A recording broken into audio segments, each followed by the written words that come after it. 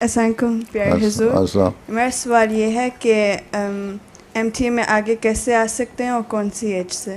किसमें? एमटीए में एमटीए में आगे किस तरह आ सकना है? या कौन सी एज से? एज का क्या सवाल है? अगर तुम्हारे तुम्हारा कोई किसी लाइन में तुम हो, ऐसी प्रोफेशनल लाइन में जिसकी ज़रूरत है एमटीए को, तो तुम क्वालिफाई करके आ सकती हो।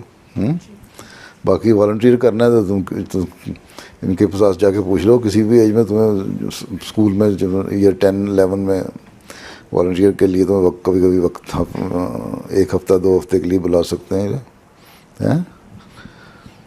बाकी तो ये ज़रूरत है कि किस चीज़ की ज़रूरत है? कैमरे के पीछे खड़ी होने वालों की ज़रूरत है, तो खड़ी हैं 2-3, ठीक। या और स्क्रिप्ट लिखने के लिए ज़रूरत है, वॉइस ऑफ इस्लाम में डिस्कशन करने के लिए ज़रूरत है, एमटीए में डिस्कशन करने के लिए ज़रूरत है। तो ये तो इस डिपेंड करता है कि तुम किस कैटेगरी की हो और तुम्हारा नॉलेज क्या है।